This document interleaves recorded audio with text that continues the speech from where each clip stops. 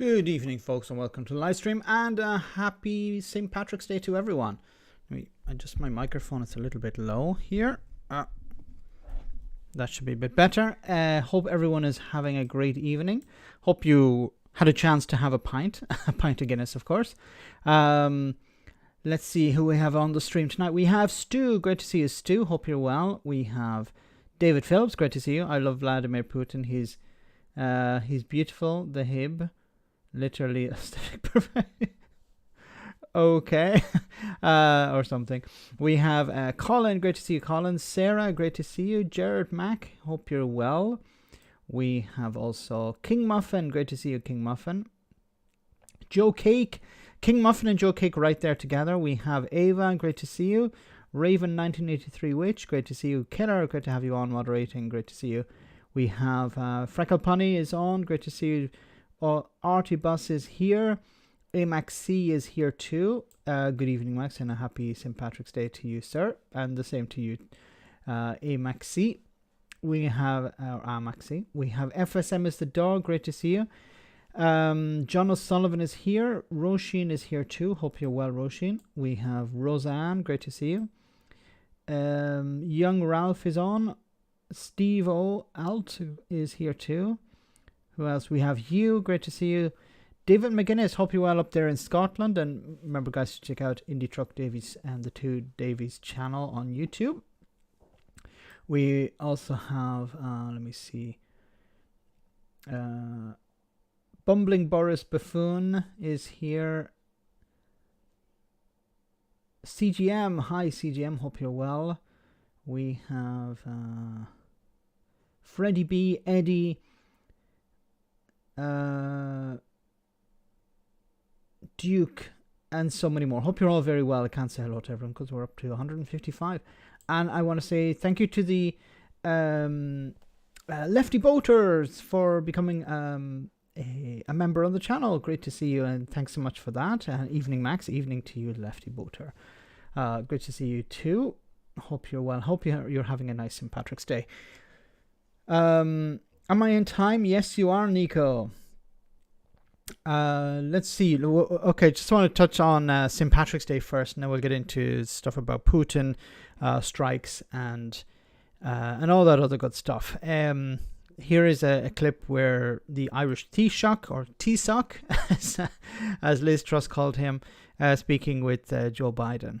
In Oval Office Taoiseach, especially on St. Patrick's Day, and it's a big day in my grandparents' household, our household, a big day here, and I know a bigger day home. But thank you very much. And there is Yeats' phrase about I think there's where a man's most glory begins and ends is the Lord have such friends. Well, you've been a great friend. You've been a great friend of the United States, and Ireland and the United States share friendship and long traditions. And I guess you do know, coming here as many times as you have, how many Americans look forward to St. Patrick's Day. And as a millions of Americans of Irish heritage, we have a joke, and we have an event that I used to do as vice president, and it's now done up in the hill, which just says we invite all the friends of Ireland, all the Irish members of the Congress, and those who wish they were. I want to thank you on a substantive matter, standing together on Ukraine. It means a great deal, speaking out against Russia's brutal aggression and our deepening economic ties. We have a lot to talk about. And, I've spent some time with the Prime Minister of Great Britain, and I've very strongly supported the Windsor framework, which I know you do too. Maybe we'll get a chance to talk about that.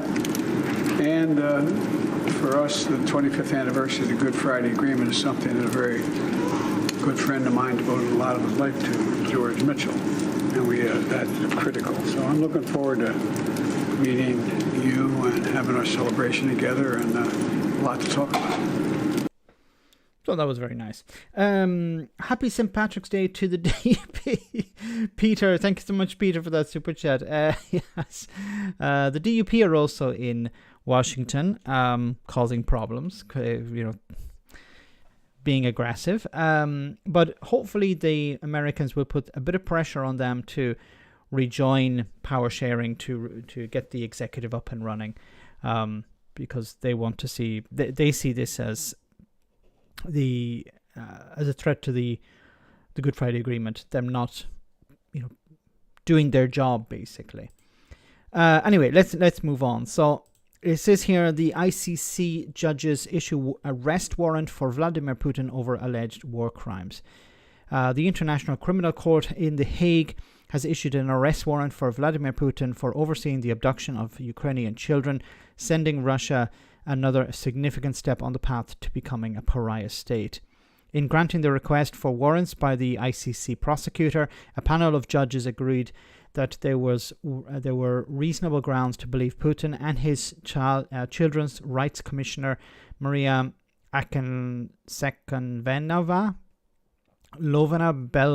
Belova bore responsibility for the unlawful deportation of Ukrainian children. The warrants are the first to be issued by the ICC for crimes committed in the Ukraine war, and it is one of the rare occasions when the court has issued a warrant for a sitting head of state, putting Putin in the company of Libyan leader Muammar Gaddafi and Sudanese President Omar al-Bashir.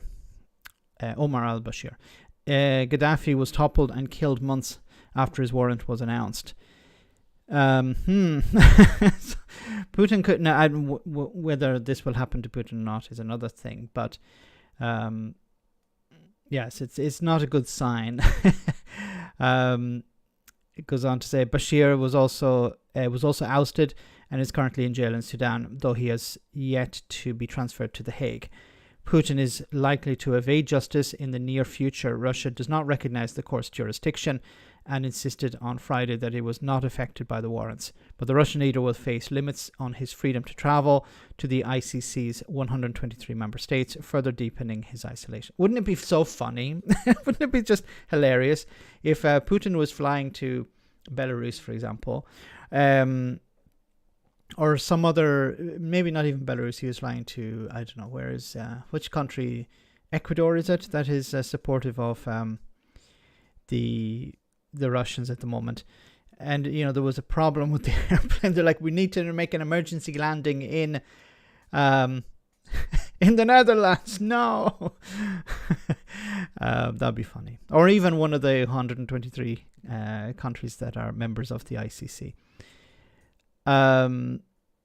When I first heard this news, I was actually surprised that it's related to the deportation of children. I thought it would have been for all of the other war crimes that have been committed, but probably this is the one where they can make direct connections to Putin himself, while the war crimes themselves that have been taking place in Ukraine are probably something like, it was not, I didn't order this, it's soldiers acting like soldiers, or generals taking their own initiative. Will he be arrested? Will the Russian state hand him over? Of course not. They don't recognize the jurisdiction of the court, the legitimacy of the court, so that's not going to happen. But I think this is, he's on borrowed time. I think the people of Russia are looking at him and going, okay, why are we sending our soldiers to die in this meat grinder in Ukraine? What is the advantage to us? Why are we sending our sons and husbands and brothers and fathers to this? What's the advantage to all of this? Is it just a face-saving measure for Putin? It was supposed to last a week, and it's over a year now, and it's not getting any better. It just seems to be getting worse. And, if you look at previous operations in the past, the longer this goes on, the worse it is for Putin. Because, if you look at Vietnam, for example, it was a special operation, something like that back in the 1960s. And when did it end? 1972, 1974, when the Americans eventually pulled out. I think it was 72.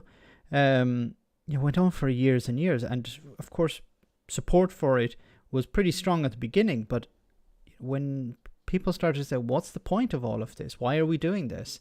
I imagine Russians are asking themselves, what are we doing there? Is it just to save face for this guy?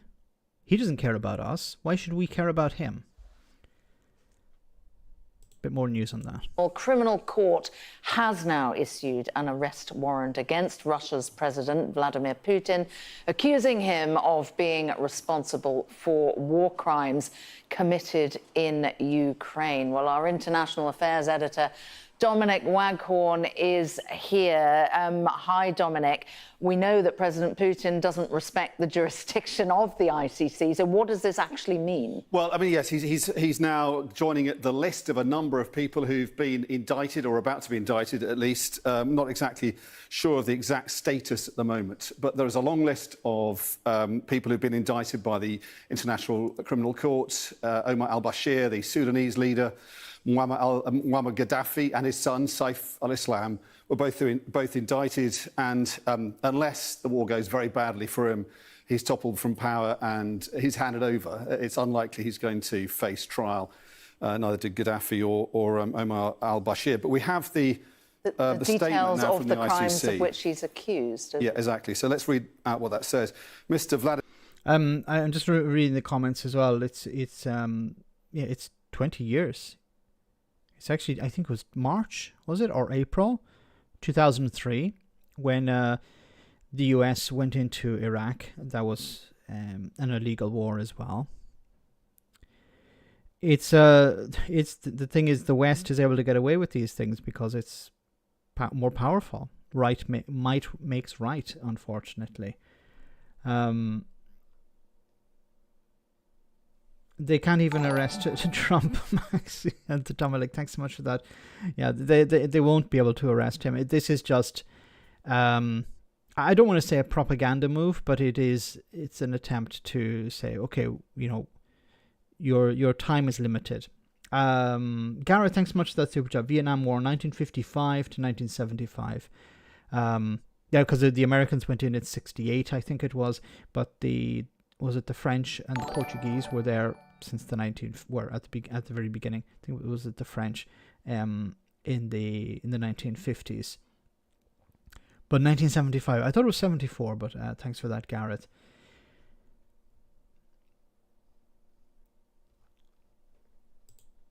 Vladimir Vladimirovich Putin, born on 7th of October 1952, President of the Russian Federation, is allegedly responsible for the war crime of unlawful deportation of population of children and that of the unlawful transfer of population of children from occupied areas of Ukraine to the Russian Federation under, and it lists various articles.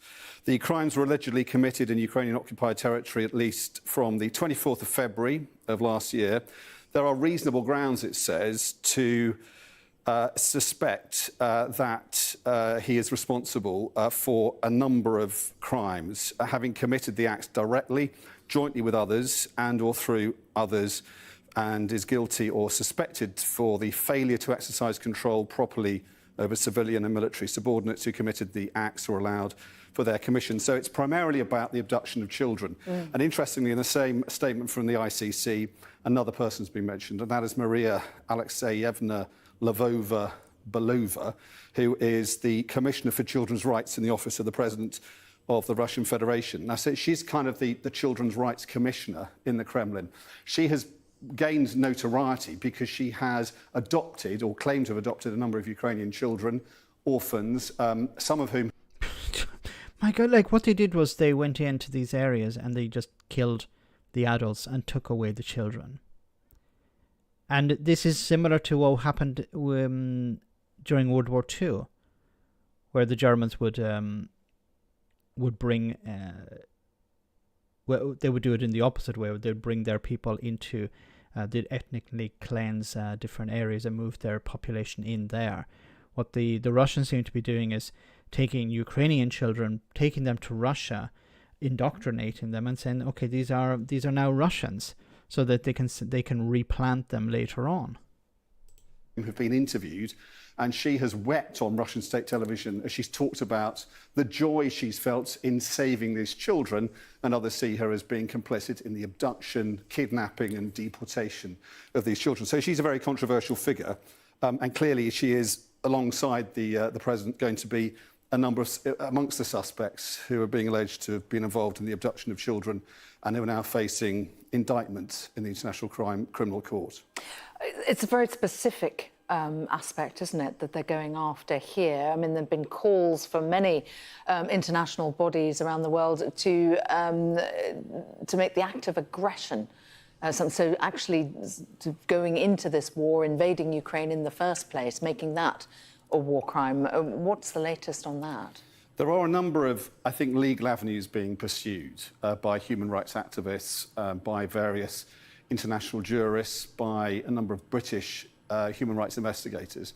And they're focusing on the claims of war crimes, crimes against humanity. And one of the main avenues is the idea that he is pursuing genocide in Ukraine, because, of course, he doesn't accept that Ukraine has a right to exist, and therefore the war is, in a sense, in that argument at least, genocidal, because it is kind of denying the right of Ukraine to exist, and therefore of Ukrainians to exist.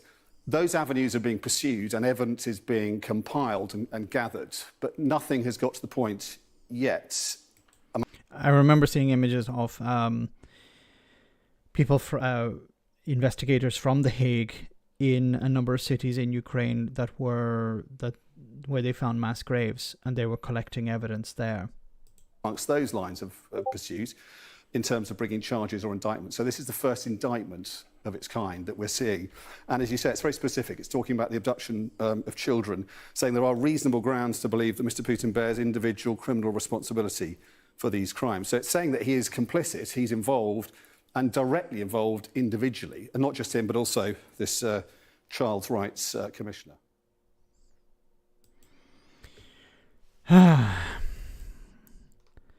It's not looking good for him.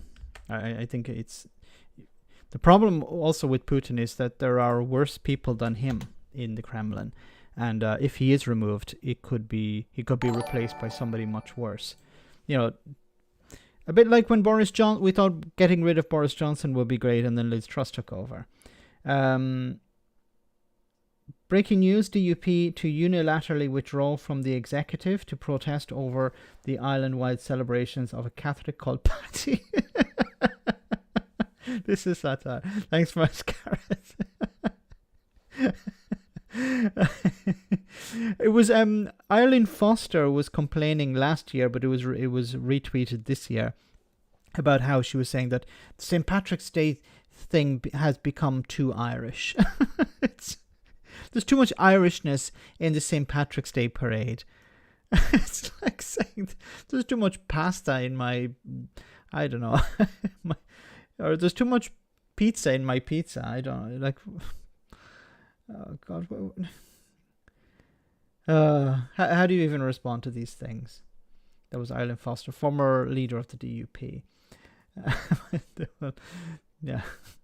Protest over Catholic called Paddy. Thanks for that. Here are some updates on what's happening in Britain at the minute. Intensive negotiations between the government and teaching unions in England are underway, holding out the possibility of a deal over teachers' pay after a damaging series of strikes. Junior doctors could enter pay talks with the government imminently after ministers agreed to deal with other health unions. Yeah, this is something that, so maybe, and this is something that they need to do. They need to meet with the trade unions and agree better pay and conditions. And ministers are poised to cut £250 million from investment in the social care workforce in England. It has been reported in a move that providers say could set back care for years to come. I just want to touch on this story here. It says government, and there's a video I want to show. Government to cut 250 million from social care workforce funding in England. This is insane. This is cruel. Ministers are poised to cut 250 million from investment in the social care workforce in England. It has been reported in a move that providers say could set back care for years to come. with more than 165,000 care worker jobs vacant, and low-paid driving staff to quit for better wages in retail and hospitality. And this is something that's happening. People are leaving the care sector because the pay is terrible, and they're finding jobs in the supermarket, for example, or in bars and restaurants. Care providers and councils have been clamouring for investment in recruitment and retention. Inadequate staffing levels are frequently noted as a cause for neglect and poor care by the Care Quality Commission. However, according to the Health Service Journal subscription, there's a subscription, the government is poised to water down a promise it made in December 2021 social care white paper to dedicate £500 million to invest in knowledge, skills, health and well-being and recruitment policies that would improve social care as a long-term career choice. This amount has been cut to 250 million. But there aren't enough people.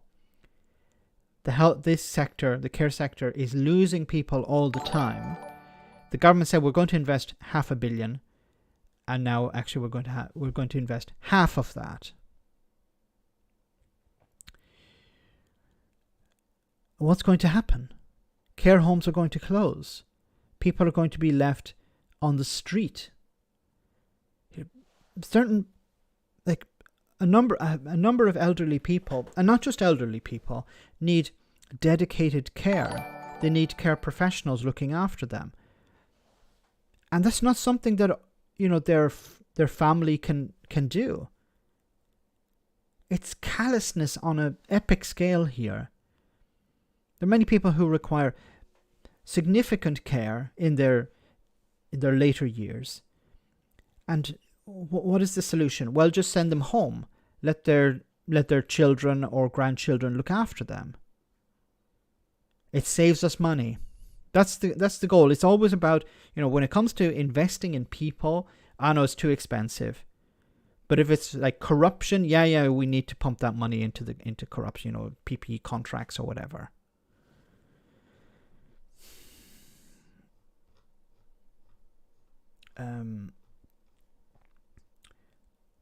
Freckle Punny, Freckle O Punny, thanks for that super chat. Can we crowdfund a cell in South Georgia for Putin, Trump and Johnson? Let them fight for the top bunk. That should actually be put on pay-per-view TV, yes. Trump, Putin and Johnson together in a cell. With who would win top bunk? Probably, I would imagine Putin. He's a bit fitter than the other two. Then it'd be who's going to succeed in getting a bed, because there are only 2 beds for 3 guys. So I would put my money maybe on Johnson. Trump is he's not the man he used to be. Thanks for that, Gareth. Once again, thanks so much for that super chat. There's too much water in the ocean. Cried Arlene. Oh yes.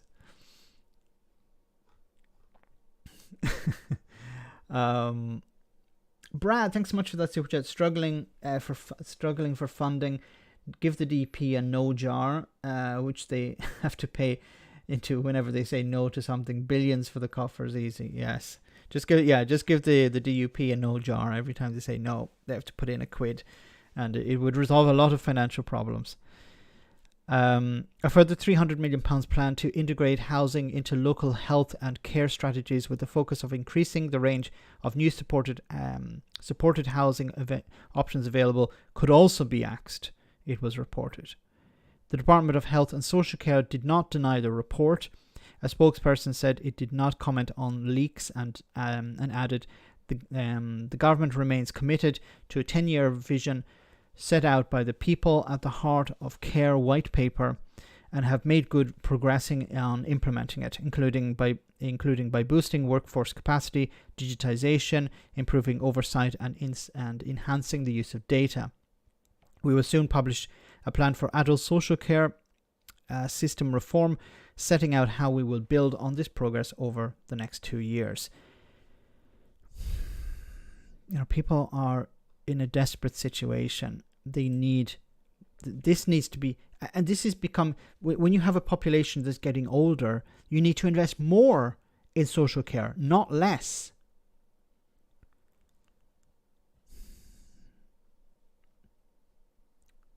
Like, how can they do this?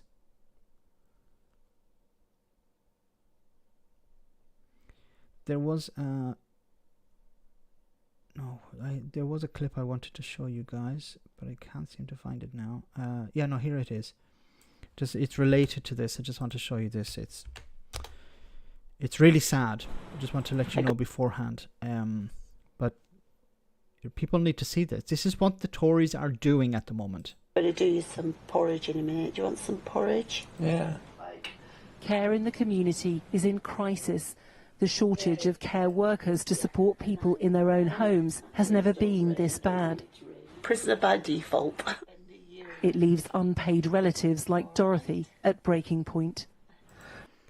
People are either unpaid, or the amount of support they get from the DWP is a pittance. It doesn't go enough. So they end up having to work more hours in order to survive. And then if they work more hours, they can't look after the people in their care. I did. Pardon? One day. Oh. One day at a time, says her husband Melvin, who has ataxia, a rare brain condition which affects his balance, muscles and speech.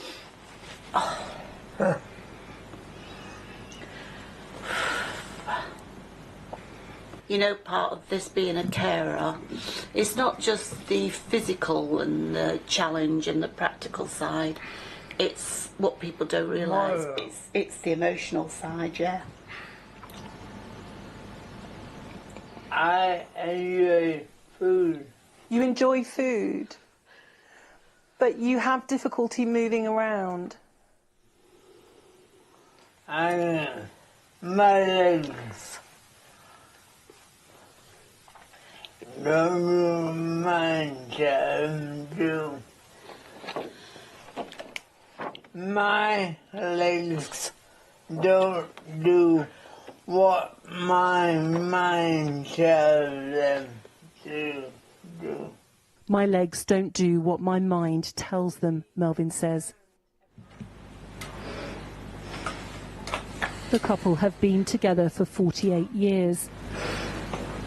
Melvin, who helped design the nose prototype on Concorde, is now aged 76. He is fragile and completely reliant on his wife. Yeah, I've got you. But for 2 years, Dorothy has struggled to find carers for Melvin's complex needs. There are a rotation of different ones coming in. So I would end up just showing them what to do, because I couldn't leave somebody to just say, right, he's all yours. So it's just broken down that way. What's the toll that this is taking on you? People think, from looking from the outside in, oh, they're managing. You know, they're doing very well. You know, Dorothy is doing that with Melvin every day. She makes it look easy because I do it so much. But really, I'm really crying inside, going, somebody help me. Behind closed doors, an untold number of people are struggling to care for loved ones. There are now more than 165,000 unfilled jobs in adult social care. There aren't enough carers to support Britain's ageing population. And this is part of the problem as well. It's not just about funding, it's there aren't enough carers available. What you need to do, the government should be investing more in this. But also, what happened? And look, I don't mean to be going on all the time about Brexit, but part of this is down to Brexit. So many carers who are working in care homes have left, and they can't come back. And I covered, I don't know how many months ago, there was a care facility who explained the problem clearly. It cost £3,000 to bring somebody in because carers are not on the shortage occupation list. Why? Is this once again to keep racists and bigots happy? We need to keep the racists and bigots happy because we don't want to bring all these workers in, even if it's for the care sector. Because, you know, somebody may go down to the local Tesco and hear somebody using a foreign accent, speaking in a foreign accent. We don't want that, or they're going to be upset. And then they're going to vote for UKIP, or they'll vote for Reform UK. And you even hear Nigel Farage is back on the anti-immigration bandwagon once again. The guy who delivered Brexit, which created a lot of these problems, now is complaining about immigration again. Oh, there are so many people coming in. Of course, it's about, you know, throwing red meat to the racists and bigots. There's a shortage of workers. They don't care about that. They just don't want... They want people to be angry with foreigners. David, thanks so much for that super chat. Tories have no intention of fixing social care. Happy St. Patrick's Day, Max. They don't. It's about...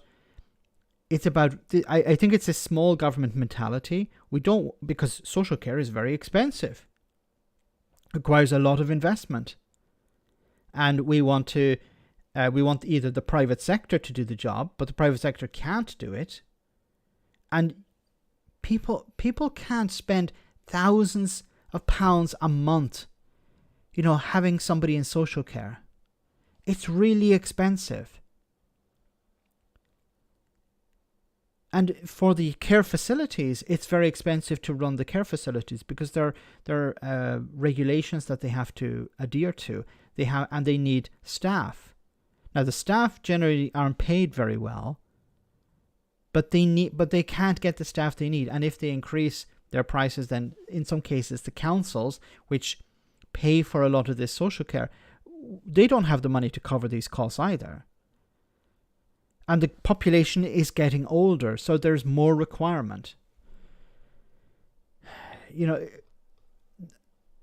we keep saying about, well, you know, once the Tories are out, the Labour Party can get in. But how long will it actually have to take? Another 2 years before the Tories are out on their arses and the Labour Party can take over? But to fix these problems also takes time.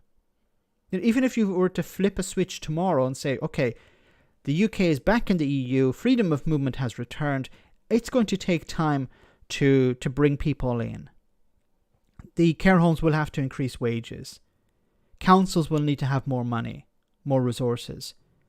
And, you know, I'm listening to Wes Streeting and I'm listening to some Labour MPs, and they're not talking about borrowing huge amounts of money to fix these problems. You know, Wes Streeting has been, and I'm not picking on Wes Streeting here, but he will be the health secretary, and he's been saying things like, you know, it's not a bottomless pit. We have to make reforms. And he's friendly with the private sector. But once again, the privatization when it comes to social care is not going to fix the problem. You need massive investment, and you need the sector to be able to get access to the workers they need. Otherwise, people are just going to be sent home. And what about people who don't have children, or don't have grandchildren, or don't have them nearby?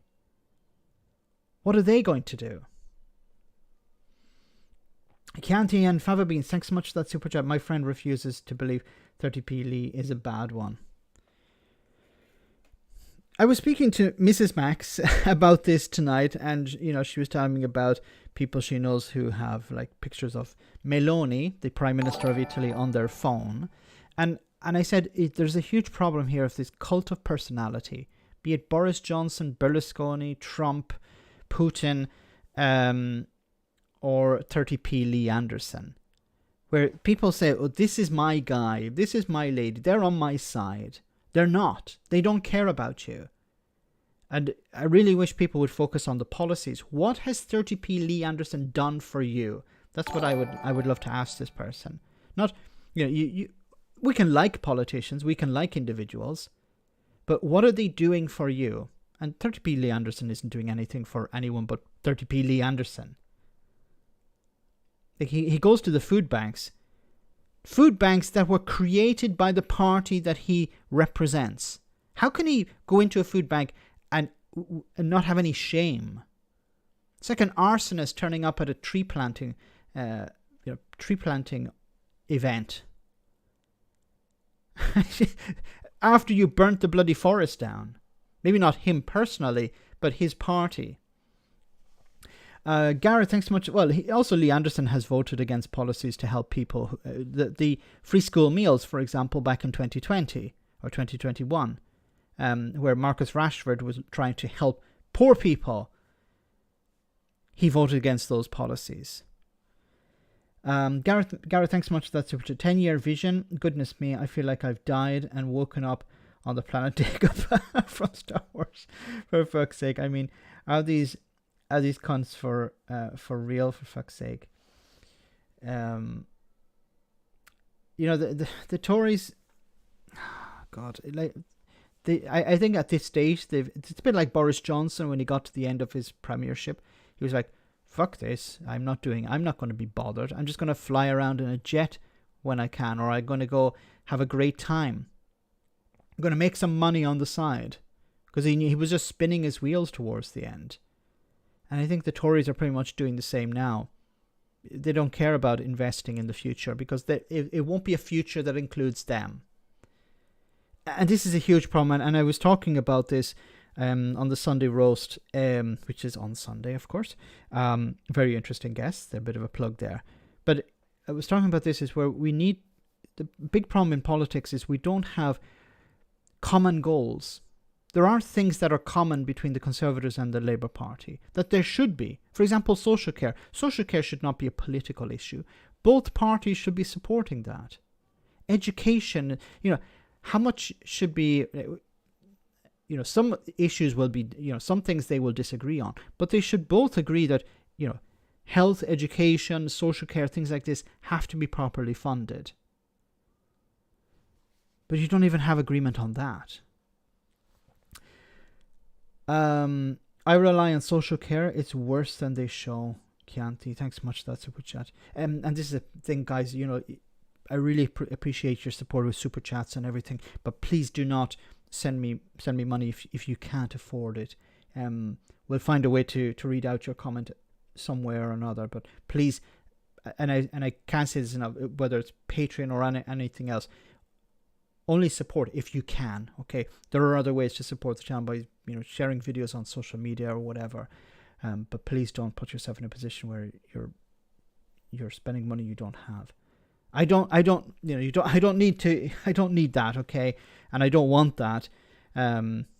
It's if you can support, great. If you can't, please think of yourself first. The privatized model of care is the root of the problem, says Sugar Free. Yeah, I think from the beginning, yes, I'd agree with that. That where it starts out, okay, let's turn healthcare into a business, and you hear it as well from generally Tory MPs and their supporters in the media, where they talk about the NHS. The NHS needs to be run like a business. No, it fucking does not. Sorry for my language. It's not a business. It's a service. The National Health Service. It should not be run like a business because it's not a business. A business will eliminate things that are not profitable. A healthcare system shouldn't be working like that. You end up something like the United States where, you have health insurance companies who say, well, you have so many health problems, we're not actually going to cover you. Or if we do, we're going to charge you a massive premium. Yeah, the healthy people get charged very little. Yes, but healthy people don't generally need to rely on the service that much. You can't have a healthcare system built like that, where you end up having, where the rich can get whatever they want and everyone else has to suffer. Just think about it for a moment. And I want to do a video on this because a lot of people here in Italy don't understand that either. And you've probably seen the Joe video where they were asking people about, how much an ambulance call out costs or how much insulin costs. But many people don't understand also the other aspect of the insurance system. It's like car insurance. And anyone here on the stream who has a car, that when you're renewing a car insurance policy, there's things like, should I cover my windscreen?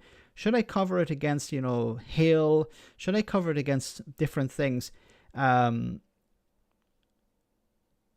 You decide, and the same way as you decide what you want included and excluded, and it's pretty much the same in the United States when it comes to healthcare.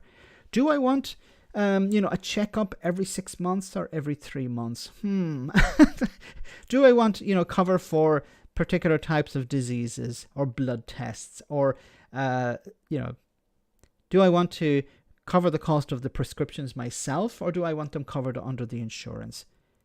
These all things add to the premium or take away from the premium, and then you work out how much you can afford.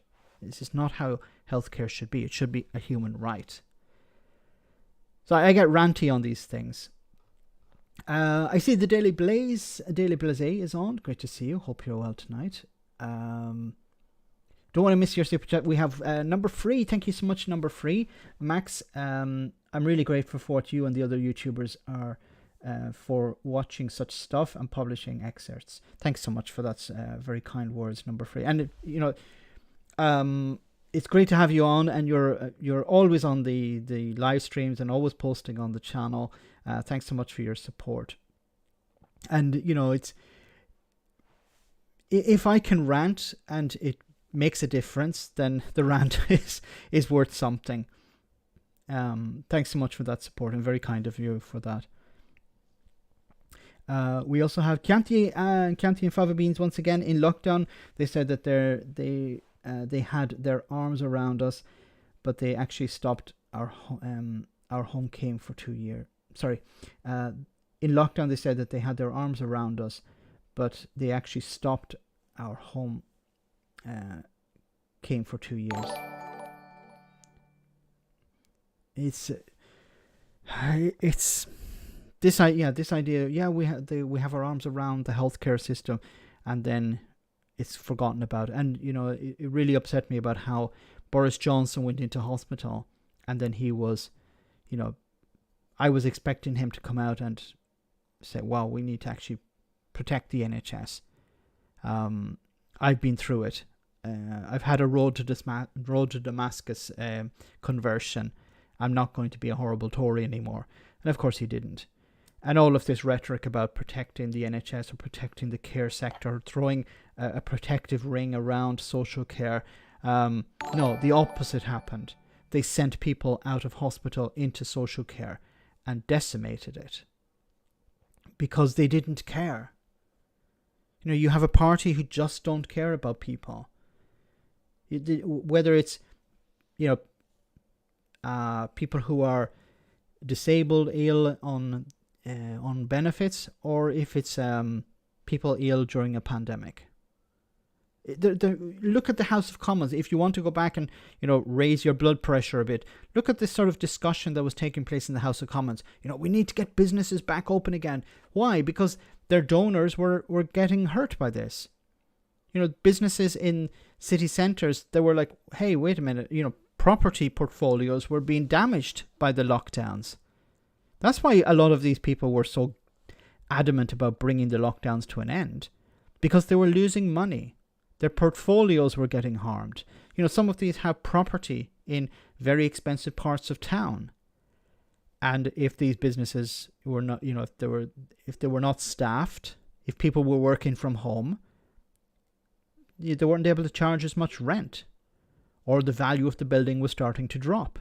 That's why they cared about getting people out of their homes. And, you saw it in the media as well. But I'm not going to rehash those old stories. Pancaking on, sorry, I love Max's accent. Thanks very much for that. It's a mix of Irish, Italian, somebody said German as well, I don't know, but thanks for that. Although I do put some people to sleep during the live stream, they have told me. Lalimanos, I hope I'm pronouncing that correctly. Thanks so much for that super chat. UK is a rich country with a lot of poor people. Thatcher did it, and now the Tories keep helping doing that. Yes, it's a very rich. It's a rich country, even despite Brexit. It's a rich country with a lot of poor people in it, and I'm not going to let my own home country get off the hook here as well. There, Ireland, when we look at its GDP, of course, it's inflated artificially by American companies, but Ireland is raking in huge amounts of money, and there is still a lot of poverty, homelessness, and a lot of young people can't, never mind buy a home, but can't even rent a home. people are immigrating not to find better work, or better pay, or to find jobs, but to actually find a home, which is desperate, and that needs to be resolved as well. But some people, it doesn't benefit them to change the system, and that's a problem. Thanks so much for that super chat.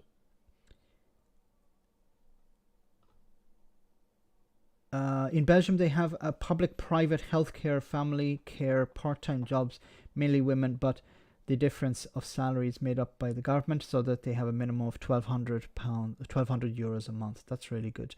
Ava, thanks for pointing that out. No country is perfect, but I think it's always good I think it should be mandatory for senior civil servants or government ministers to travel the world and look at how things can be done better. In Belgium, they're doing better in this way. Maybe we should copy that.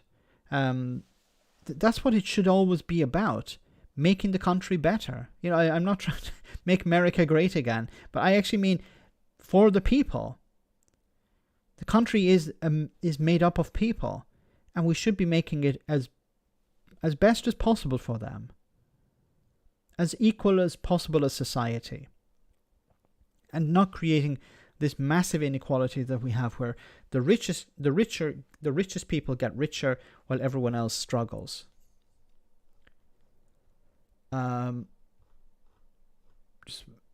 Make sure I don't miss any other super chat. We have one from John Coleman. Thanks so much, John.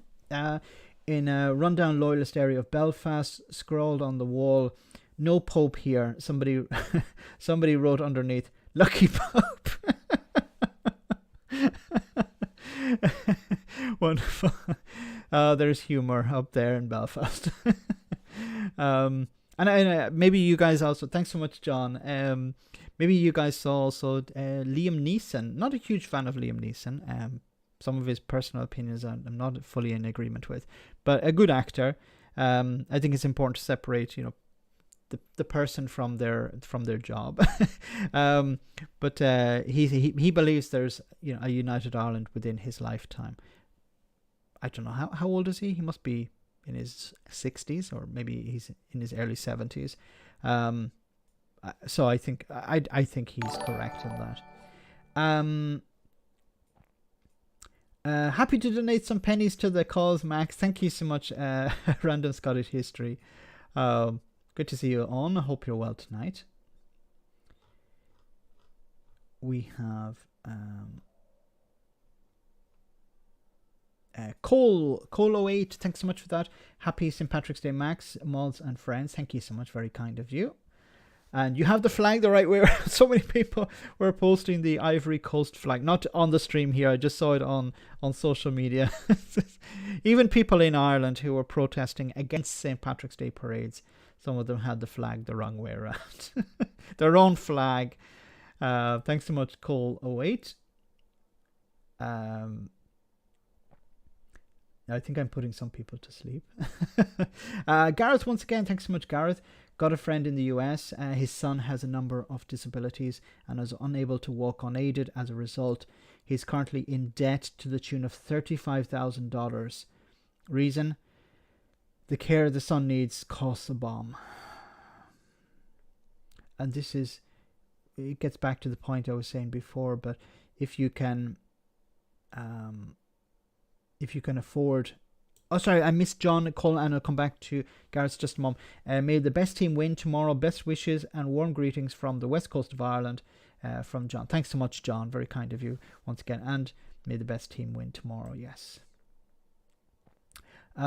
Just back to Gareth once again. Yeah, $35,000. They're in debt to $35,000, and this is for healthcare and medical bills. Medical debt is bankruptcy in America is principally down to medical debt. Just think about that. The vast majority of bankruptcies, personal bankruptcies in the US, it's not because you started a business and it went pear-shaped. It's not because you borrowed huge amounts of money to gamble, or to have you got conned into some sort of Trump University or something like that. No, it's down to medical debt. People going into hospital, their insurance company, insurance provider saying, well, no, we're not going to cover that. You'll have to pay it yourself. Or, we were going to cover it, but you had a pre-existing condition. Or you got sick in the wrong area. This is another problem that people have, that the insurance is limited to where they are.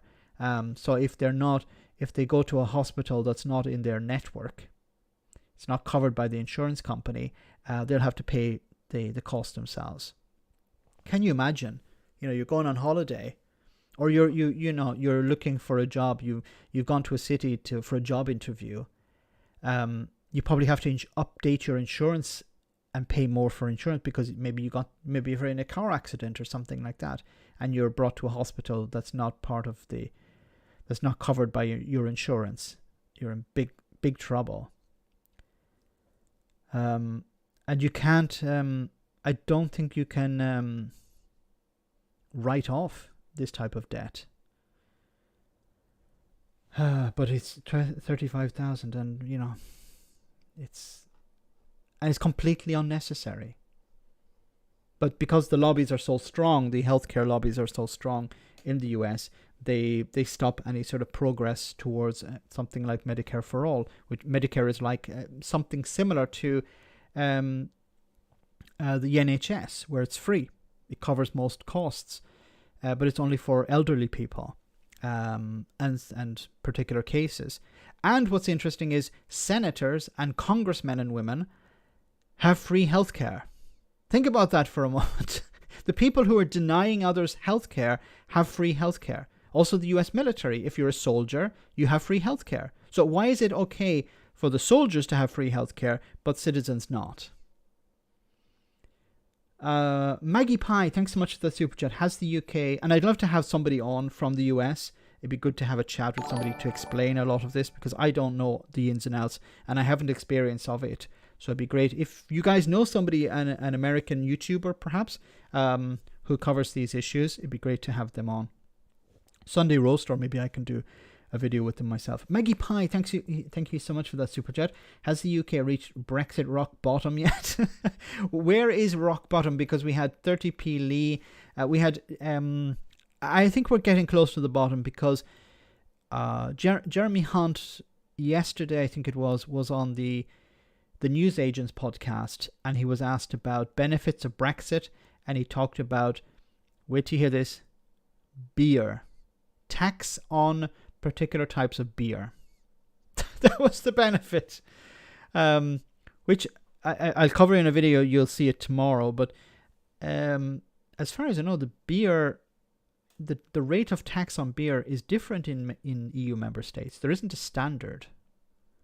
Now, there may be a minimum level, but it must be extremely low, because, for example, in Poland, I believe the tax on alcohol or on beer is like 6 cents or something, while in Finland it's like 69 cents. So it's there's a big difference within EU member states. So but for Jeremy Hunt, that's the Brexit benefit. But he was also asked about whether Brexit would make people poorer, and he didn't deny it. He just said, but that's what people voted for. People voted to leave. So I think we're getting to the stage where even Brexiteers know that there aren't any benefits. But their response to all of this is, yeah, but people voted for it. But as James O'Brien, I think, said in years past, he said, yeah, but people didn't vote to drive a car off a cliff or drive a car into a wall. They were told that there would be no wall. They were told there'd be sunlit uplands. But I think, Maggie, we're close to rock bottom, but when we always think we're at rock bottom, something else comes along. But Brexiteers will always be blaming others for the faults of Brexit, and they'll always be saying that this isn't the right Brexit. This isn't the one that I voted for. The one I voted for was where Nigel Farage was Prime Minister or something like that. Guys, I talked so much, so we need to have a break, and I'll be back in just a jiffy with this. First, let's enjoy our comedy moment, and then I'll be back in just a jiffy. Before we leave you, a sad tale of a hero free-falling to zero. Have you ever wondered what happened to Ireland's patron St. Patrick? Viewers may find these scenes distressing. Come over, hand out a few prayer books, get rid of the snakes. Home in a month, they said. That was 1600 years ago. You see, what they don't tell you about Ireland at all is that when you get rid of one shower of snakes, there's always another one to replace them. Thank you. The first few St. Patrick's days were good crack. You know, I was flattered by the attention, to be honest. I enjoyed myself. But after a while, every day is Patrick's Day, you know. You start pushing people away until one day, your own sheep won't even drink with you. Was that rock bottom? No, I still think when the Americans started saying Paddy's Day, it was worse. Look, I'm no saint, you know, but I don't deserve this. I was so happy in Wales. I had a beautiful Welsh accent. No, I sound like Dennis Irwin. And it's all their fault. Hey! Jesus! Patrick had some words of wisdom to leave us with. Hey, be careful with the drink. And if you start hearing voices in your head telling you to go away and spread Christianity, don't go to Ireland. Go to the doctor. Oh my God, he's great crack. Now that we've heard from the man himself, let the festivities begin. Top of the morning to you. Shalai chap. Hey! Okay. That was a bit strange.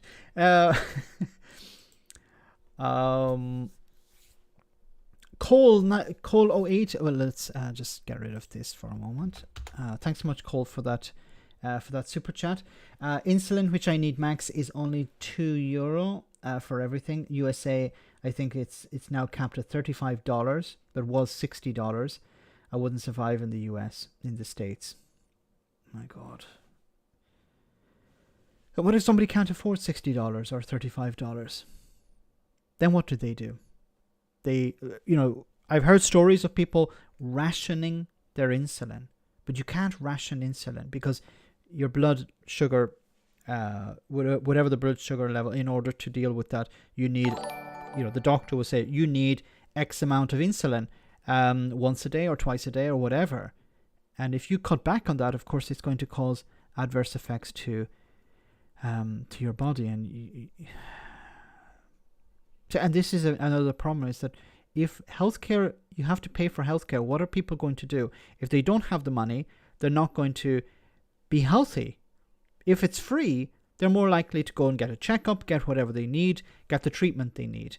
But if they don't, then what happens is they put things off. Not because of neglect, but because they can't afford the treatment. They can't afford the checkups. They can't afford the insulin, for example. And then this creates effects later on in their life, which is more expensive once again. And they end up having to sell their home or work. You know, there was a horrible story, and I'm not going to focus on this because, you know, anyway. But there was a horrible story of somebody who was had cancer. They were going through chemotherapy, and they were still working in a supermarket because they had to pay for the medical bills. This was in the US. We don't have to have something like that. And unfortunately, the politicians just don't give a crap. Because they're not affected by this. Thanks, Cole. Anyway, Rishi Sunak prepared for fresh concessions to end public sector strikes. So it seems the strike action is working because it's brought Rishi Sunak to the negotiating table. Rishi Sunak is preparing to make fresh concessions to end months of debilitating public sector strikes as negotiations with teachers began and junior doctors agreed to formal talks. With number 10 now keen to see all the disputes resolved in the coming weeks. Talks between trade unions and the Department of Education started on Friday and are expected to continue through the weekend. On Friday night, the Department of Health and Social Care said the British Medical Association, representing junior doctors, has accepted an offer of pay talks, but strikes at the University and College Union planned for next week will go ahead after the union's Higher Education Committee voted to continue with industrial action and declined to put proposals from employers to a vote by members. The Health Secretary, Steve Barclay, pay offer to NHS unions on Thursday underlined that the government is now prepared to compromise after a months-long standoff in which ministers insisted that there was no extra money for the current financial year. So they started off by saying, yeah, look, there's no money. So imagine if they had actually resolved this, agreed with the unions at the beginning, then there wouldn't have been all these strikes and this disruption. But once again, it's the Tories playing chicken, a game of chicken with people's lives. And I'm not blaming the trade unions here for going on strike because they're desperate. They've been saying for years, we need investment. We need to retain staff. We need better wages. I don't blame them for a second. This is the responsibility of government. And the Tories are like, no, we don't have any money. We pissed it up against the wall, on PPE contracts and Dido Harding and stuff like that. £37 billion handed over to Dido Harding. And what did she do with it? Chianti and Fabine, thanks so much once again. What you do is necessary. Never stop protesting. Thank you so much. That's really, really means a lot. Thank you so much for that, for those kind words. And as I said before, you don't need to send me these super chats. It's I understand completely what you're getting at. And any support, like sharing videos on social media, doesn't cost anything, and that does just as good a job, honestly. Thanks for that. And once again, I love the name. I ate his liver with a nice Chianti. What was it? What was the order? I ate his liver with some fava beans and a nice Chianti.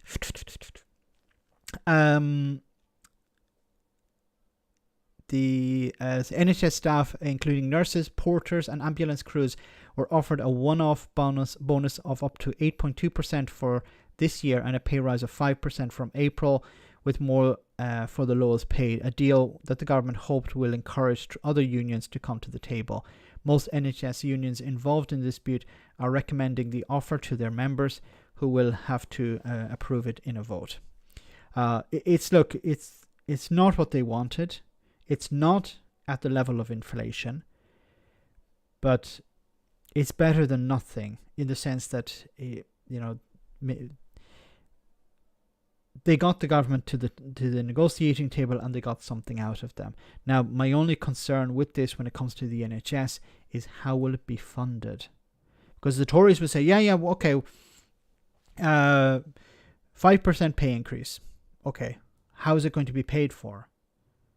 Is it going to come out of NHS budgets, existing ones, or is it something that the government is going to help fund through taxation or borrowing or something? This is the big concern, because once again, if it's coming out of the NHS existing budget, the NHS budget is getting smaller all the time because of inflation. They're spending huge amounts of money on the private sector because they can't get the staff they need.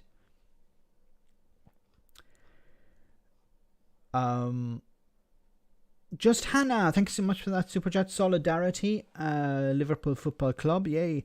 Thanks so much for that super chat, and solidarity indeed. They're the backbone of society. The healthcare sector, the workers, the doctors, nurses, also people who work in the NHS. Can't have a society without a functioning healthcare system. And I've said this before. What's the point in having a government if they don't invest in health, education, infrastructure, things like this? But health and education, I think, are fundamental. Once again, what's the point in having a government if they don't invest in that? And that requires maintaining staff, improving their working conditions.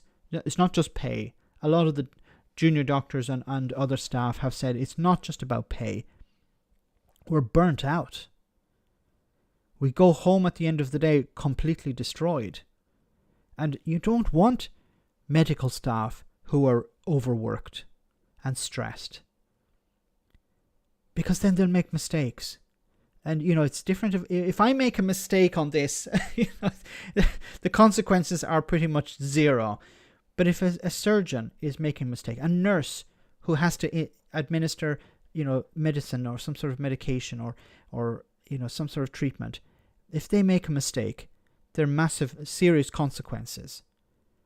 And, I don't want to scaremonger, but, if the nurses or doctors are burnt out, worn out, they're humans. They're not machines. And I think this is something that we tend to forget. I don't, but, when I say we as a society, we tend to forget. And I don't think anyone here forgets it. But the public seem to forget this. That, they're humans. They make mistakes. They have the need of rest, recuperation, respect. And this is something that really pisses me off when I hear stories.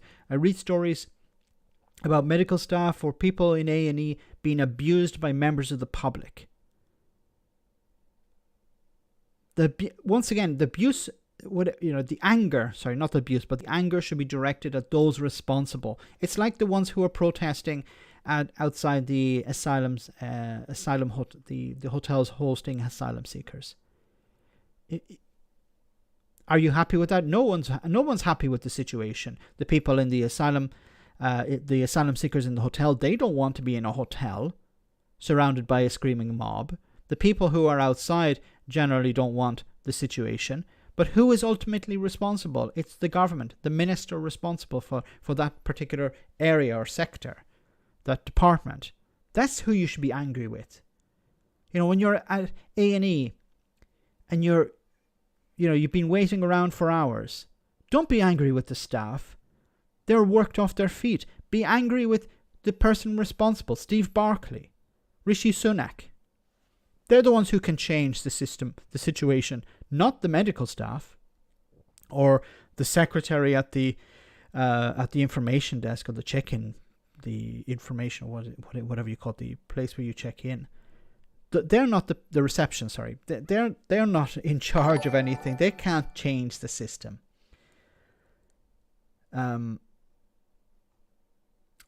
Ninja Vestus, cool name. Public sector should be absorbed into the private sector. Should be absorbed into the NHS and made public. Yes, and this could be something that, and I hope that maybe the first stage of what the Labour Party will do is say to the private companies, you need to provide, you need to be regulated. First of all, they don't like to be regulated. And if you don't want to be regulated, you're going to be privatized, nationalized. And this is and my fear what people like Wes Streeting is doing is that they support the use of the private sector. And he will say things like, yeah, we'll just use the private sector, to get over as a sticking plaster, just to get over this bump in the road, or to bring down the numbers of people on waiting lists. And I understand that. You need to bring down people who are on waiting lists, but then, the private sector aren't the type to go, okay, we've made some money, now we'll go away. No. They want to return to continue and make money. So it's important that they don't profiteer from this. It really needs to be a case of bringing more and more things in house, because then you can control them. Then you're able to invest in it properly. There are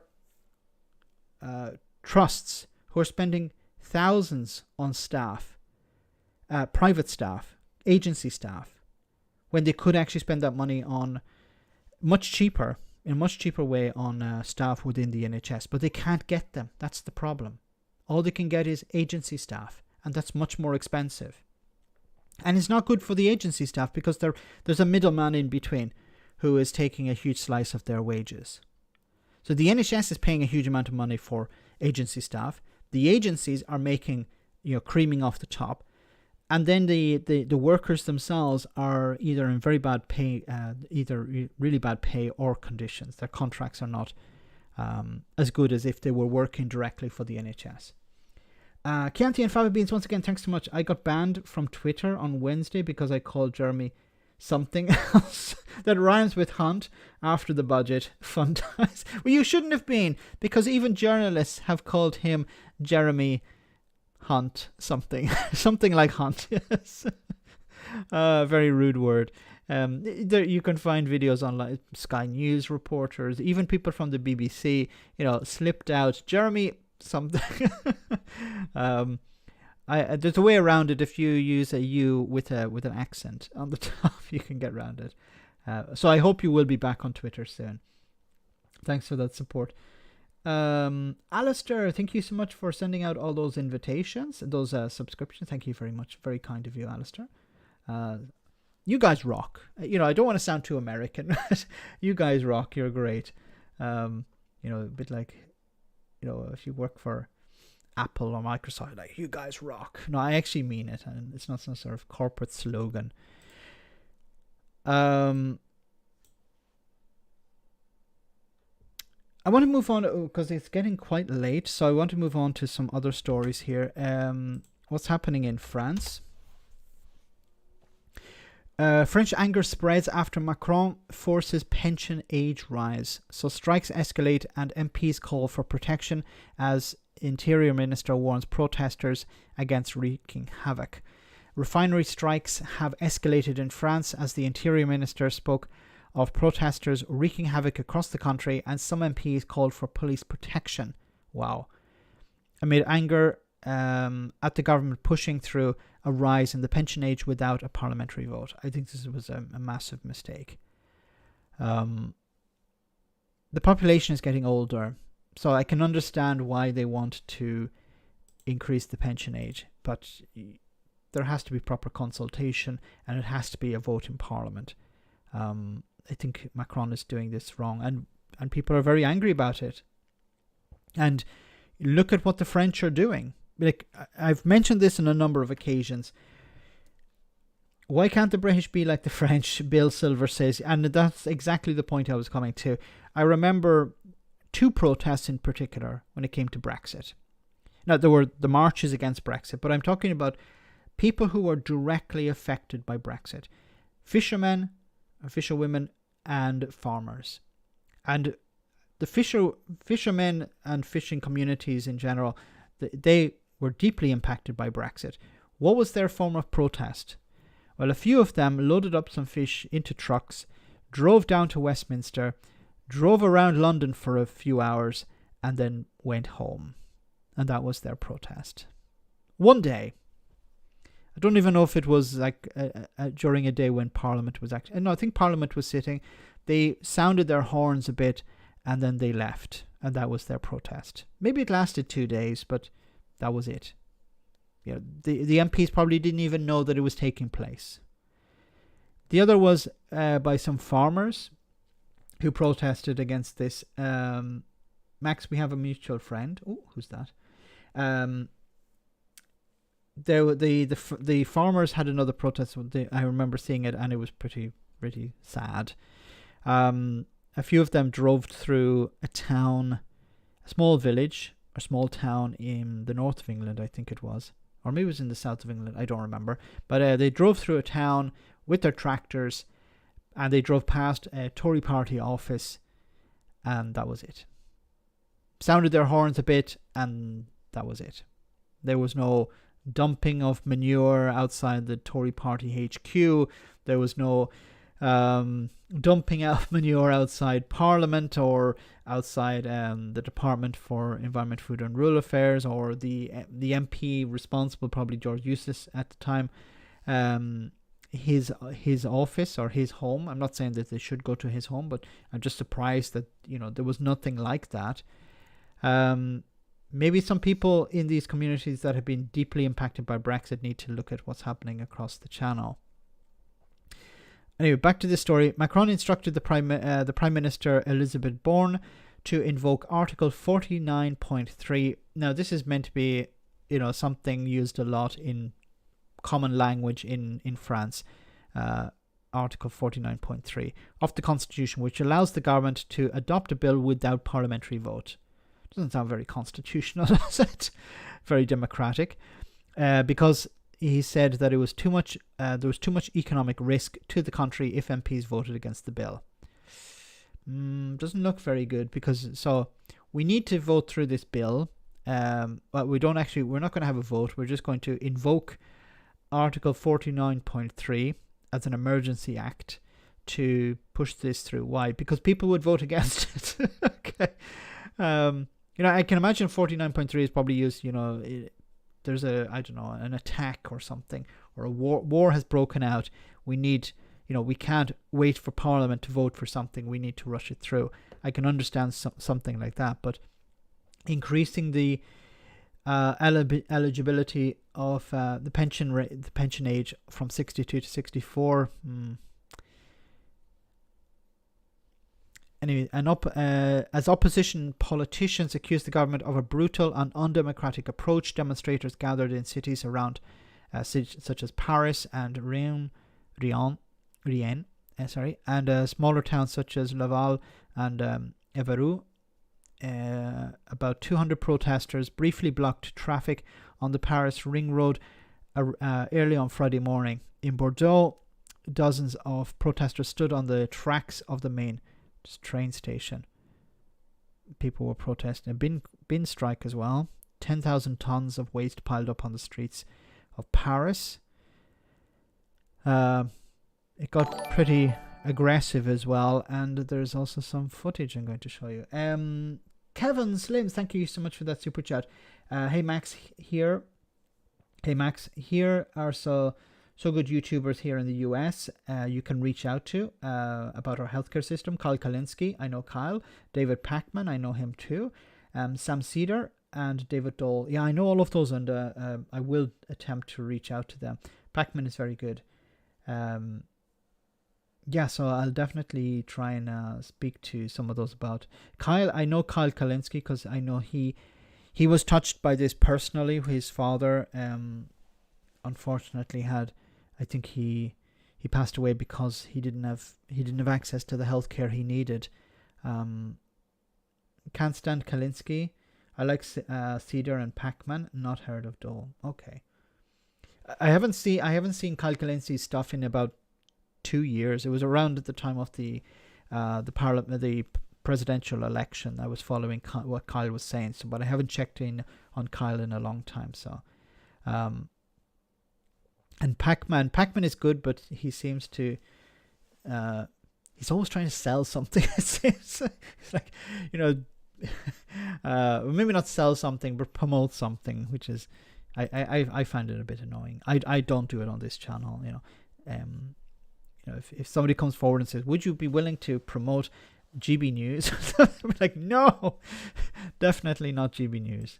But I don't like these sort of ads you have in the videos where, it's like, and as we're on the topic of, strikes, why haven't you ever thought of VPN or something like that? No, I think it's horrible.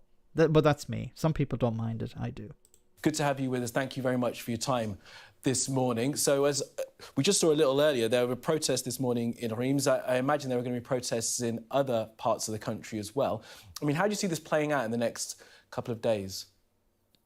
Well, it's going to be tricky for President Macron and more especially for his Prime Minister, Elisabeth Borne, because, so far they really went out of their way to avoid what we've seen yesterday, that is to say the triggering of Article 49.3, which is very well known in France.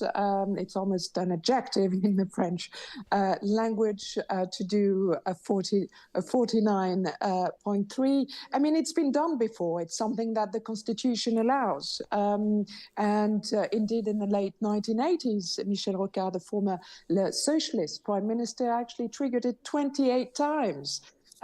So this is not new, but it means that lawmakers and members of parliaments feel completely cheated, if you'd like. The upper chamber voted for and approved the pension reform law, but there was no chance for the MPs to actually do the same or to oppose it. And as a lot of things in France, there is likely to be backlash in the streets. The question is how much? And Agnes, I mean, you mentioned there that it's a thing that's been used 100 times, plenty of times previously. But I do wonder, there's the political side of it and the fact that it feels undemocratic to people. But it's also because it's the pension reforms, isn't it? That's the thing that people are really concerned about. People in France are very fortunate to have that wonderful period in the later part of their lives where they do have great pensions. And many, I guess, would fear that that is under threat by these reforms. Yes, they are very fortunate, and they probably don't realize how fortunate they are, because if they took some distance and looked elsewhere, their European neighbours, for instance, like in Germany or in Britain, retire at the age of 65, sometimes 66. So really that... Actually, you know, if you want to extend it, I think many people who are watching this stream, including myself, we won't be able to retire.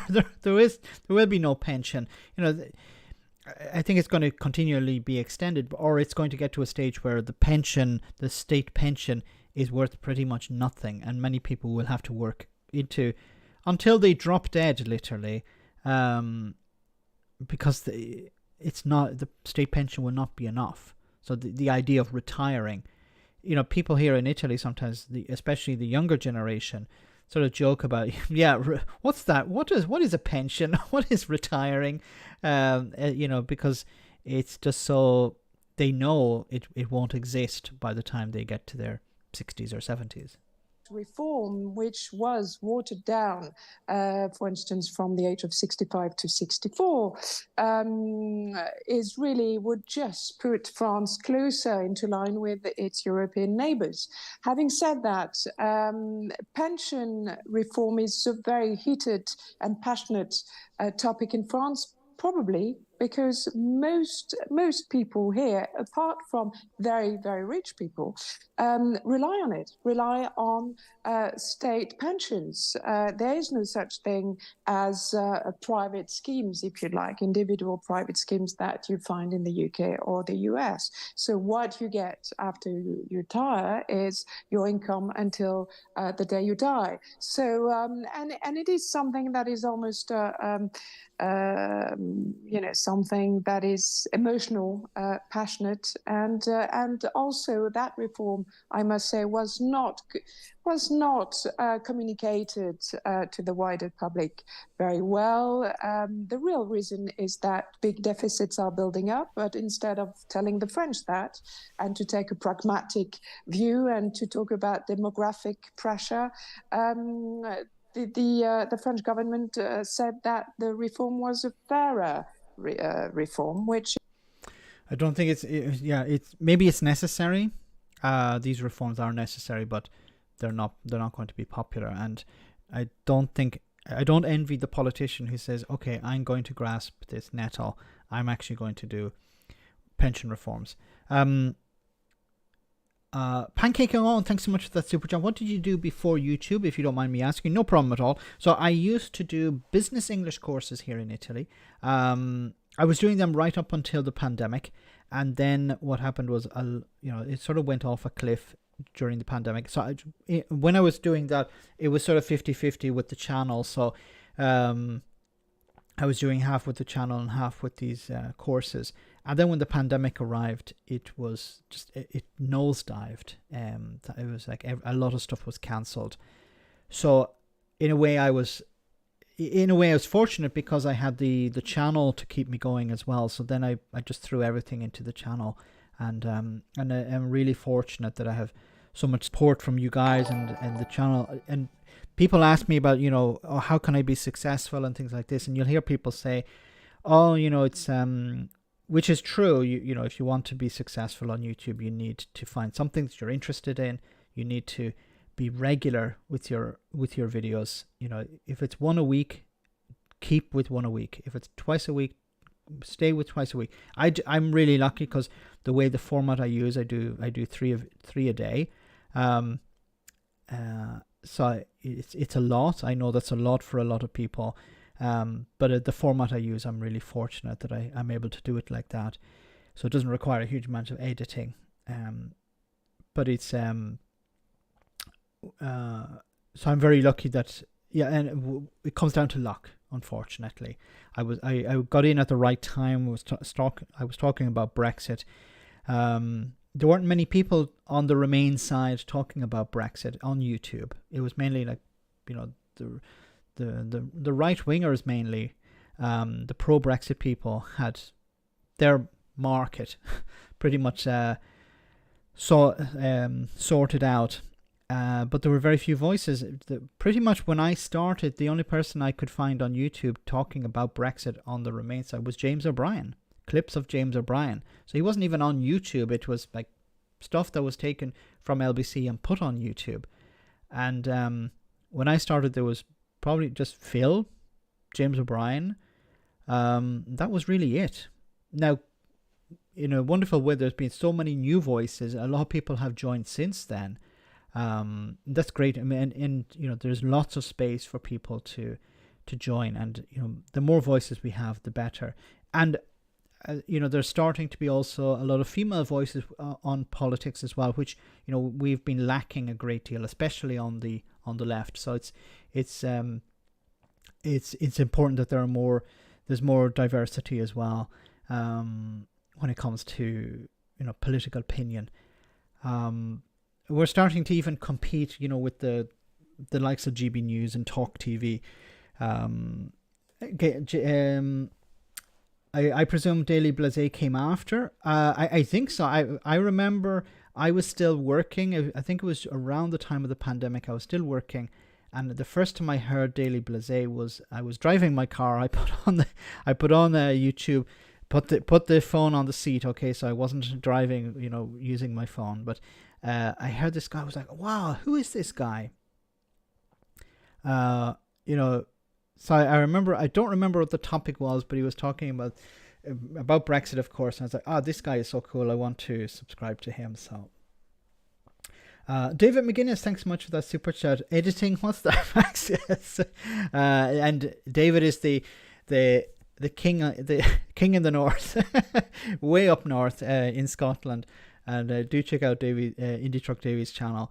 And you know, like Van Man Talks, I love the format. You know, the original format of Indie Truck David was just in his truck talking about, okay, what's happening in Scotland today? How's this impacting people's lives? What's happening in Westminster? How's that going to affect Scotland? And you know, like his colleague who done it in his car. It's a wonderful format. It's very informal. How can I say, it's direct. It's not something that, you know, we saw in the past. And I think this is something great about YouTube. It creates many opportunities. And I keep saying I'm really lucky about what happened. I got in at the right time. I want to help out others if I can. So if you're starting up, you know, you have a small channel, if I can help out, let me know. I can bring you on here. We can do a debate. We can have a chat. We can get you on the Sunday roast, because it's important to get a bit of a leg up if possible. And if I have a lot of subscribers and I can promote you in some way, I want to do that, because, you know, we need more people on the platform. Thanks so much, David.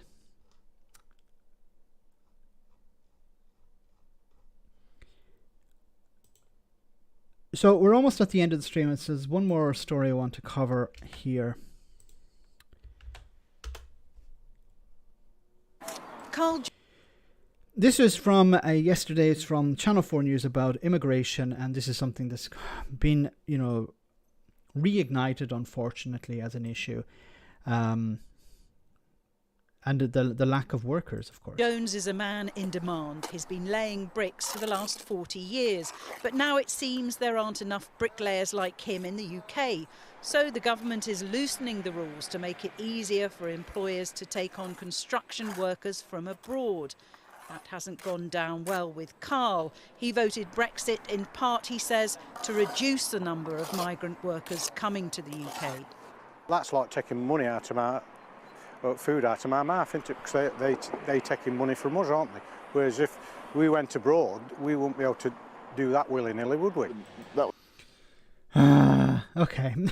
So this idea, okay, well, you know, all these foreign workers are coming in, they're driving down wages, and that's affecting my pay packet. And this guy voted for Brexit, and he still believes that. Businesses are closing because they can't get the workers they need. So work is not being done, construction work and stuff like that, because there aren't enough workers. There aren't enough British workers to do it. So the guy here who voted for Brexit,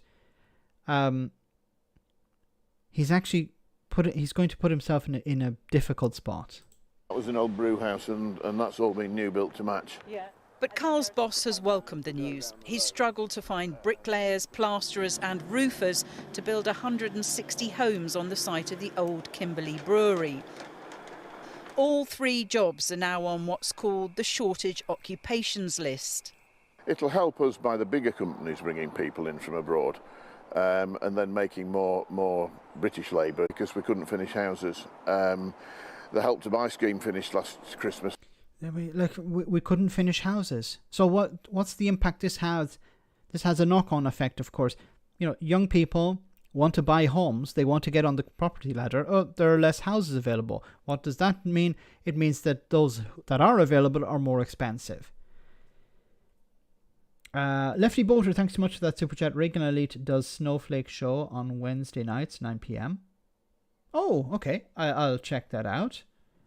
Wednesday night at 9 p.m. I'll the Snowflake show. I want to see that now. Is the concrete farmer on it? He's a bit of a snowflake As well, and we had one young couple that had reserved, and we had to tell them in October we just wouldn't be able to finish it for the timescale that it had to be completed by.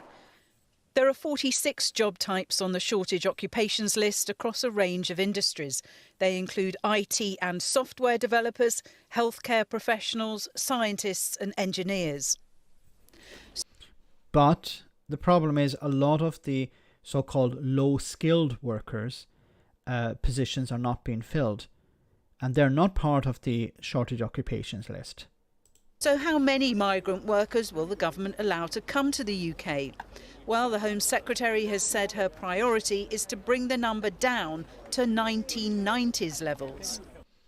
1990s levels, when the population is much higher than 1990s levels. Like, businesses need staff. Like, all of this is, once again, this is just to keep racists and bigots happy. But racists and bigots are never frigging happy.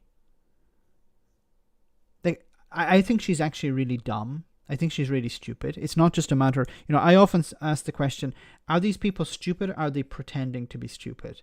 Because when she was asked about, she was given a scenario, somebody is coming from an African country, how can they arrive in the United Kingdom? And she kept saying, there are safe routes, they can go, and then she just gave up and asked somebody else to answer the question. That was somebody who was stupid. That was somebody who didn't know what the hell they were talking about. Because if she was intelligent, she would have had a reply for that. I don't know what the reply would have been, but surely she would have practiced. She would have asked people, what can I say in a situation like this? And she would have been able to answer it and deflect or something. But she's just not clever. She's not, and I'm not saying this because I disagree with her politics. She doesn't really have many neurons running up there. In the 90s, it was in the tens of thousands. That was the target, wasn't it? Under Mrs. Thatcher. Can you get back there by 20? Net migration, and David Cameron famously said, tens of thousands, no ifs, no buts. So that would be my ultimate aspiration.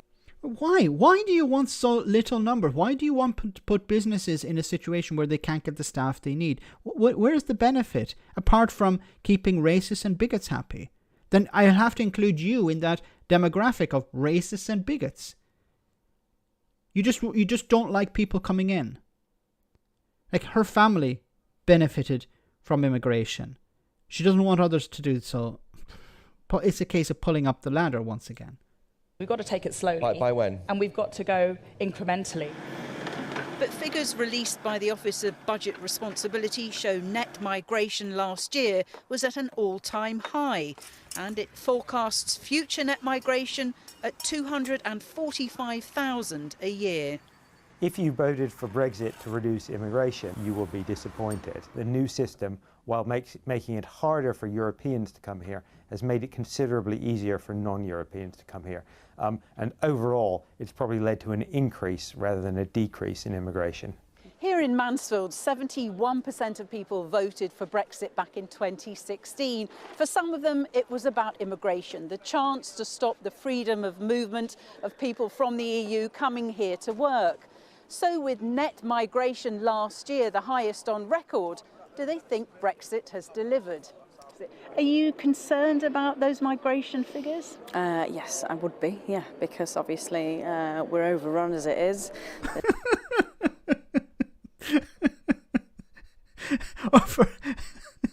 We're overrun. Do you see anyone else on the street apart from a pigeon? Oh my goodness. There's no policing as such. People seem to be getting over. There's no... It just seems out of control. Nobody is coming here for a holiday, are they? Like, if people need to come here because they can't be where they're from, then we should accommodate that and give them opportunities. Like the construction sector, hospitality is struggling with a shortage of staff. Food is no longer served on Mondays at the Woollerton Pub and Kitchen in Nottingham because of a lack of chefs. There we go. There's a Brexit benefit for you. You know, they should put it on the door. Thanks to Brexit, we don't serve meals on Mondays. Isn't that wonderful? They can't get the chefs. Like, where's the benefit there? Like, even people who voted for Brexit, I'd love to know where's the benefit in denying these companies the staff they need? Because we don't want these foreigners coming in. Yeah, but it's a foreign pigeon. Overrun as a pigeon walks by. That's close. As close as a tumbleweed rolling through. Yes. My God, these people are so lost. They are. Well, and we're actually over the time here, so we'll have to end it here. But it's once again, that's why I'd love to speak with the Brexiteer. Explain to me the benefit of this restaurant, for example, not getting the access to the staff they need. Now, of course, they'll turn around and say, well, they should just hire British chefs. Okay, but what if it's in a small town and there isn't anyone qualified? Then they should bring people in from other places. Okay, but there are costs related to that. Are they do you expect the restaurant to pay higher wages to cover the cost of relocating or commuting?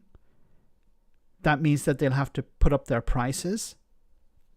And if during a cost of living crisis, people are like, I used to be able to, eat in that restaurant, but I think I'll take a sandwich from home anymore instead of going out for a meal during my lunch break.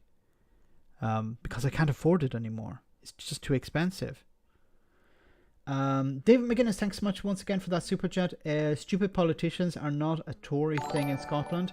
The Red Tories, Labour, only have one brain cell. They pass it around. One brain cell Bailey used to be a teacher. Yeah, I remember Bailey.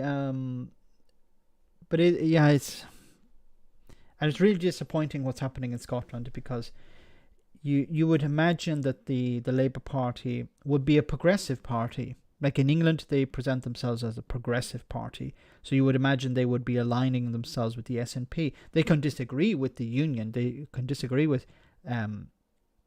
nationalism, but Scottish nationalism. But you would imagine that they would say, look, these are good policies. We would support these policies, but doesn't always be the case. And sadly, that's a big problem, of course, because what the Scottish people need are progressive parties working together against the Tories. Tories don't get taser. Thanks so much for that becoming a member on Discord. Yay. Magic, thanks so much for that super chat. Great to see you on the stream. Brexit here. We want authentic Italian business. We can't get authentic Italian chefs. Thank you. Thanks to you. Well said. Then I'll have something. I'll have roast turnip. Fried turnip. Would you like your fried turnip? Roast turnip. Turnip stew. Turnip soup. Turnip yogurt. Turnip ice cream. That would be something interesting, no? Thanks for that, Magic. And we'll have to end it there, guys. Thank you so much to everyone who came on. Thanks for all of the support on the super chat. Thank you. And once again, only support if you can. Please don't put yourself in a difficult spot. I want to say thanks to the moderators for doing a great job, and thanks to everyone who came on and smashed the like button. Before we finish, of course, we have our one for the road, and I hope you'll enjoy it. I'm sure you will. Here at TTV News TV, we've been accused of being too close to the government by employing Conservative MPs to interview ministers. But we think, well, who knows more about the inner workings of government than a Member of Parliament? Isn't that right, Geoffrey? Very well put. Now today I'm interviewing the Finance Minister about the budget. So, Minister, how do you think it went? Well, I thought it was a triumph. In what ways? Well, it was very good for very rich people, of course, but it was also quite good for quite rich people. On behalf of our viewers and owners, thank you. You're very welcome. Now, when you were interviewed on the BBC earlier today, you were challenged quite strongly about the effects on the economy of Brexit. I certainly was. Well, I suppose I also have to ask you the big question. How did that make you feel? Honestly, I felt hurt and embarrassed. And you've worked with Boris Johnson, so you know what that's like. Exactly. Now, the other big question. Did you get to have a go holding the red box? I mean, did you get to have a go holding the red box? Yes. Yes. I think that's probably enough. Thank you, Geoffrey. Minister. No, thank you, Minister. Geoffrey. Minister Geoffrey. Thank you, Geoffrey.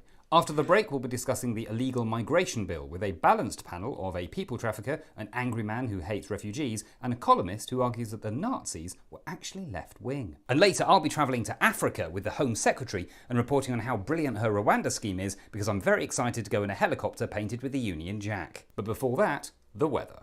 Floods of migrants on the south coast. I wonder where this. So wonderful comedy once again from Matt Green. Thank you so much everyone for coming on tonight. Thank you so much for your support, the super chats, and thanks to the moderators for doing a great job as always. I'll see you on Sunday Roast. Do check us out. We have some very interesting guests and very interesting discussion. And if I don't see you then, I'll see you on Tuesday next. Same bad time, same bad channel. Take care. Good night.